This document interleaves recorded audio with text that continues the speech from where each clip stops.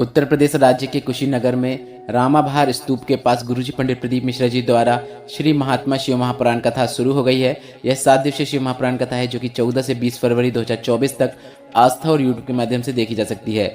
इस वीडियो में हम आपको गुरुजी पंडित प्रदीप मिश्रा जी का बताया माघ माह की गुप्त नवरात्र में किया जाने वाला बिल्कुल नए मनोकामना पूर्ति उपाय की जानकारी देने वाले हैं, जिसे करने का आखिरी मौका कल मतलब 18 फरवरी 2024 को माघ माह की गुप्त नवरात्र के अंतिम दिन है।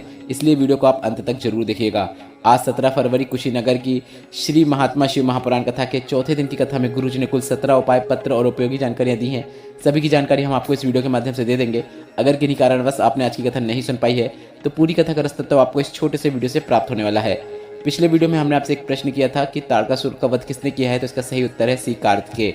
और आज की वीडियो का प्रश्न इस प्रकार है जो आपकी स्क्रीन में दिख रहा है। भोलेनाथ का पहला विवाह किसके साथ हुआ है? आपके ऑप्शन इस प्रकार हैं, ए माता पार्वती, बी माता सती।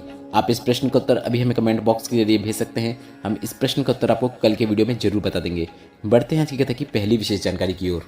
कथा शुरू होते ही गुरुजी ने कहा, हमने आपको पहले भी कहा है बच्चों को कार मत दीजिए, आप अपने बच्चों को संस्कार दीजिए।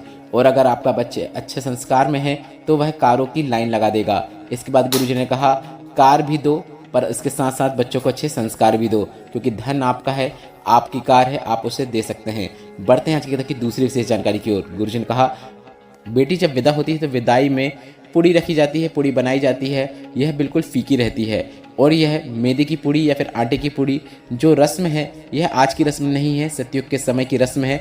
महादेव के विवाह जो माता पार्वती के साथ हुआ था उसमें भी इस प्रकार की पुड़ी की डलिया दी गई थी जिसमें न शक्कर था न नमक था। और महादेव ने कहा था यह पुड़ी जो फीकी है माता पार्वती के यहाँ से आई है। इस पुड़ी से हमें यह समझना चाहिए कि इस तरह बेटी जो मायके से ससुराल में आती है उसे जैसा व्यवहार किया जाता है, जैसा रखा जाता है, उसका भी व्यवहार वैसा ही हो जाता है, बेटी भी वैसी ही बन जाती है। बढ़ते हैं आज की कथा की तीसरी विशेष जानकारी की ओर। गुरुजी ने कहा सनातन धर्म में दूसरे उंगली उठाने वाले नहीं हैं, अपने ही सनातन धर्म के लोग हैं जो उंगली उठाने का कार्य करते हैं। गुरुजी ने कहा कोई कहेगा कि श्री शिवाय नमस्तुभ्यम मंत्र मत बोलो। गुरुजी ने कहा क्यों, गाली देने में पाप नहीं लगता, पर श्री शिवाय नमस्तुभ्यम मंत्र में बोलने में पाप लगता है क्या? इसके बाद गुरुजी ने कहा फिर कोई आएगा जो बोलेगा शिवलिंग पर चढ़ा हुआ जल मत पियो। तो इस पर गुरुजी ने कहा क्यों, दारू पीने में पाप नहीं लगता, शिवलिंग पर चढ़ा हुआ जल पीने से पाप लगता है क्या? इसके बाद गुरुजी ने कहा कोई आएगा कहेगा कि बेलपत्र मत खाओ। तो गुरुजी ने कहा क्यों, मांस मच्छी खाने में पाप नहीं लगता, बेलपत्र खाने में पाप लग जाता है क्या? इसके बाद गुरुजी ने कहा अपने ही हैं जो अपने धर्म को नीचा ले जाने का प्रयास करते हैं। बढ़ते हैं आज की कथा की चौथी विशेष जानकारी की ओर। गुरुजी ने सभी से कहा कि आपको अपने बेटी या बेटे को यह सिखा के भेजना चाहिए कि शादी के 4 वर्ष सबसे कठिनता के होते हैं, कठिनता से निकलते हैं। और इस समय में बचपन, जवानी, अधेड़ी और बुढ़ापा सबको समझ में आ जाता है, क्योंकि तुम अपने घर को छोड़कर जब जाती हो और नए घर में तुम्हें सेट होना बहुत मुश्किल होता है। और जैसे किसी की पाँव की हड्डी टूट जाती है तो कॉपर की रॉड लगाई जाती है, तो उसको एडजस्ट होने में भी 4 से 6 महीने लगते हैं, ऐसा डॉक्टर भी कहते हैं। कुछ भी नया जो होता है उसमें एडजस्ट होने में समय लगता ही है।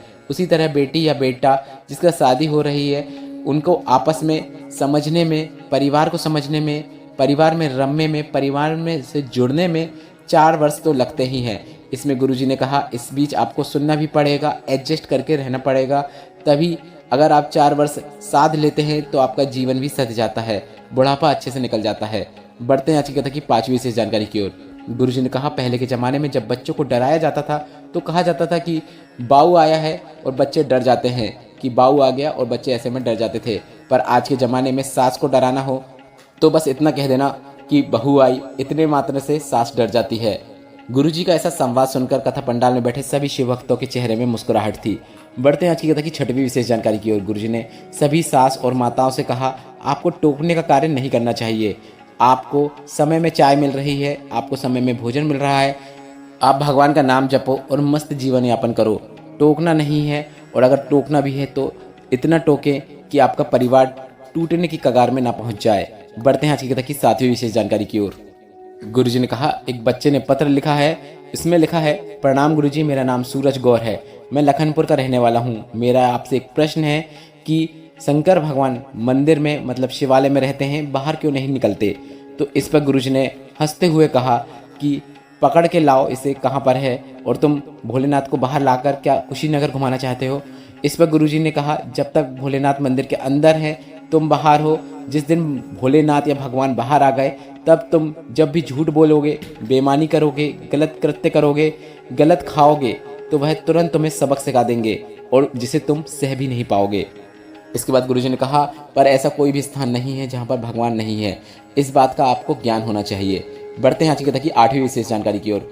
गीता देवी जी नागेश्वर जी पत्र लेकर आए, जिसमें उन्होंने लिखा 2022 में मेरे पैर में तकलीफ हो गई, कमर और पैर की हड्डी खिसक गई, जिसके कारण डॉक्टर ने ऑपरेशन की बोल दिया। और कमर के ऑपरेशन के बाद मेरा जीवन भर मैं चल भी पाऊंगी कि नहीं, यह भी निश्चित नहीं था। मेरी जेठानी ने आपकी कथा के बारे में बताया। मेरी बेटी रोज शिवालय में जाकर 1 लोटा जल चढ़ाकर, बेलपत्र चढ़ाकर मुझे औषधि रूप में प्राप्त करके लाकर देने लगी। मैं रोज आपकी कथा सुनने लगी, बेलपत्र खा लेती, शिवलिंग पर चढ़ा हुआ जल शरीर में लगा लेती और जल का आचमन भी कर लेती। और आपने बुधवार अष्टमी और चतुर्थी और सोमवार अष्टमी का मूंग और गुड़ वाला जो उपाय बताया था, वह हमने किया। आपने रुद्राक्ष महोत्सव में जो कथा की थी, उस कथा का महत्व जाना हमने और वह कथा सुनने गया। और कथा सुनने के बाद हमने वहाँ से रुद्राक्ष लेकर आ गए और रुद्राक्ष वाला जल हमने शिवलिंग पर चढ़ाकर उस जल का आचमन करना शुरू किया। दूसरी बार जब हम जांच कराने गए तो सभी रिपोर्ट नॉर्मल आ गई हैं। मैं पूरी तरीके से ठीक हो गई हूँ। उसी का आभार व्यक्त करने के लिए मैं कथा पंडाल में आई हूँ। बढ़ते हैं आज की कथा की 9वीं विशेष जानकारी की ओर। गुरुजी ने कहा, एक पत्र में काफ़ी अच्छी लाइन लिखी है जो कि इस प्रकार है। महाकाल कहते हैं, ना हो उदास तू मेरे लाल, ना हो उदास तू मेरे लाल, मैं तेरे साथ हूँ, सामने नहीं तेरे आसपास हूँ। पलकों को बंद कर और दिल से याद कर, मैं और कोई नहीं तेरा विश्वास हूँ, मैं महाकाल हूँ। काफ़ी अच्छी लाइन थी। आज की कथा की यह लाइन अगर आपको पसंद आई हो तो वीडियो में आप हाँ जरूर कमेंट कीजिएगा। बढ़ते हैं आज की कथा की 10वीं विशेष जानकारी की ओर। सीता शर्मा जी पत्र लेकर आई, जिसमें उन्होंने लिखा, 1 लोटे जल का वर्णन करना चाहती हूँ। मेरे पेट में दर्द हुआ, डॉक्टर से चेकअप कराया तो डॉक्टर ने बच्चेदानी में गांठ बता दी। गांठ इतनी बड़ी थी कि डॉक्टर ने कहा इसका ऑपरेशन बहुत आवश्यक है। मेरे 3 बच्चे हैं, एक बहुत छोटा है। 5 साल पहले मेरे पति हार्ट अटैक की वजह से नहीं रहे और डॉक्टर ने बोला ऑपरेशन के बाद गांठ जाँच के लिए भी जाएगी और गांठ साधारण नहीं लग रही है। और मेरे पास इतना धन भी नहीं था। मैंने हॉस्पिटल से ही निकलते समय मेरे को उस हॉस्पिटल के कंपाउंडर ने कहा कि जी शिव महापुराण की कथा आती है, उसे अवश्य सुनना। मैंने पहली बार आपकी कथा सुनी और मंदिर में जाकर जल चढ़ाना शुरू किया और जल का आचमन करना शुरू किया। बेलपत्र को भी चढ़ाकर आचमन कर लेती। 1 महीने बाद जांच हुई तो मेरे आंखों से आंसू निकल रहे थे, क्योंकि डॉक्टर ने कहा गांठ पूरी तरीके से गल चुकी है। उसी का आभार व्यक्त करने के लिए मैं कथा पंडाल में आई हूँ। बढ़ते हैं आज की कथा की 11वीं विशेष जानकारी की ओर। कविता देवी विजय सिंह जी पत्र लेकर आए, जिसमें लिखा, कई वर्ष निकल गए थे, संतान का सुख नहीं था। डॉक्टर ने ब्लड ग्रुप 1 होने की वजह से संतान ना होने की समस्या बताई। हमने कई बार टेस्ट ट्यूब भी करवाया पर लाभ नहीं हुआ। हमने आपकी शिव महापुराण कथा सुनना शुरू किया। दीपावली के दिन से हमने यह प्रण लिया कि अब रोज 1 लोटा जल शिवलिंग पर चढ़ाएंगे और सफ़ेद आंकड़े की जड़ का प्रयोग भी किया। रुद्राक्ष महोत्सव में जाकर कथा का श्रवण किया और आने के बाद मेरा गर्भ ठहर गया। डॉक्टर भी हैरान है। मेरे यहाँ 10 वर्षों के बाद संतान का सुख हुआ है। उसी का आभार व्यक्त करने के लिए हम कथा पंडाल में आए हैं। बढ़ते हैं आज की कथा की 12वीं विशेष जानकारी की ओर। बासमती देवी जी पत्र लेकर आई, जिसमें लिखा, मेरे पति की दोनों किडनी सिकुड़ गई थी। किडनी ने कार्य करना बंद कर दिया था। डॉक्टर ने ब्लड कैंसर भी बता दिया था। सभी डॉक्टर ने हाथ खड़े कर दिए थे और कह दिए थे कि ये कुछ ही समय के मेहमान हैं। हम उन्हें लेकर घर आ गए, आपकी कथा सुनने लगे। आपकी कथा में बताया अनुसार 1 लोटा जल 1 बेलपत्र चढ़ाकर मेरे पति को देना शुरू किया। कुछ समय बाद फिर से जांच कराई तो डॉक्टर ने कहा किडनी ने कार्य करना शुरू कर दिया है, कैंसर भी समाप्ति की ओर है। उसी का आभार व्यक्त करने के लिए हम कथा पंडाल में आए हैं। बढ़ते हैं आज की कथा की 13वीं विशेष जानकारी की ओर। विनीता देवी जी पत्र लेकर आई, जिसमें लिखा, मेरी बहन का लड़का जो पैदा हुआ उसकी रीढ़ की हड्डी में गांठ थी। डॉक्टर ने गांठ का ऑपरेशन किया पर ऑपरेशन के बाद बच्चा चल नहीं पाता था, खड़ा नहीं हो पाता था। हम इसे और कोपरेश्वर धाम में जाकर रुद्राक्ष लेकर आए और रुद्राक्ष वाला जल उसे देना शुरू किया। कुछ दिनों बाद वह बैठ जाता है, चल नहीं पाता है, पर बाबा की कृपा रही तो वह चलने भी लगेगा। इसके बाद गुरुजी ने इन्हें बेलपत्र प्रदान किया। बढ़ते हैं आज की कथा की 14वीं विशेष जानकारी की ओर। माया शर्मा जी पत्र लेकर आई, जिसमें लिखा, मेरा बेटा 2.5 वर्ष का है, बैठ नहीं पाता था, चल नहीं पाता था, पलंग पर पड़ा रहता था और डॉक्टर के हिसाब से यह पूरे जीवन ऐसा ही रहने वाला था। पर किसी के कहने पर हमने शिवलिंग पर चढ़ा हुआ जल और बेलपत्र को पीस कर देना शुरू किया। बाबा की कृपा से मेरा बेटा बैठ जाता है। अगर व्यासपीठ की बेलपत्र मिल जाए तो शिव कृपा हो जाए और मेरा बेटा एक दिन जरूर चले। गुरुजी ने इन्हें भी बुलाकर बेलपत्र औषधि रूप में प्रदान किया। बढ़ते हैं आज की कथा की 15वीं विशेष जानकारी की ओर।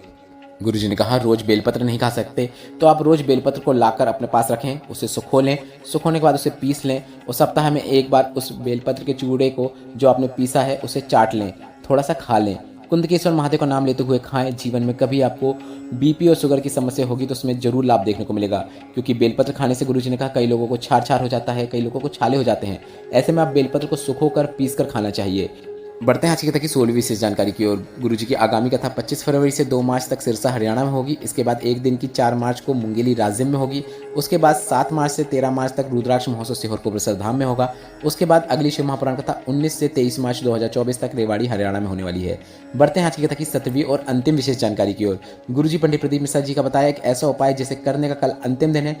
18 फरवरी 2024 गुप्त नवरात्र की 9वीं तिथि है और अंतिम मौका है, क्योंकि यह उपाय गुरुजी ने सिर्फ और सिर्फ माघ माह की गुप्त नवरात्र में करने को कहा है। आपको 2 शिवलिंग का निर्माण करना है। 2 पार्थिव शिवलिंग का निर्माण करके इसमें आपको एक शिवलिंग पर 9 लाल पुष्प और दूसरे शिवलिंग पर 5 सफेद पुष्प अर्पित करना है। एक घी का दीपक प्रज्वलित करना है। घी का दीपक प्रज्वलित करने के बाद आप श्री शिवाय नमस्तुभ्यम या फिर नमः शिवाय बोलते हुए अपनी कामना कर लीजिए। पूजन अर्चन करने के बाद आपको सभी पुष्प सामग्री जो आपने अर्पित की है और शिवलिंग का विसर्जन कर देना है। अगर 2 शिवलिंग नहीं बना सकते तो आप एक शिवलिंग बना लें और एक लिंगनुमा आकृति मतलब एक गोल आकृति बनाकर भी इस उपाय को कर सकते हैं। इस वीडियो में बताए गए उपाय से संबंधित अगर अभी भी आपके मन में कोई प्रश्न है तो वह प्रश्न आप कमेंट बॉक्स से यदि पूछ सकते हैं। मेरे द्वारा दी गई जानकारी अगर आपको थोड़ी सी भी उपयोगी लगी हो तो इस वीडियो को लाइक करके कमेंट बॉक्स में हर हर महादेव जरूर टाइप कीजिएगा। श्री शिवाय नमस्तुभ्यम। हर हर महादेव।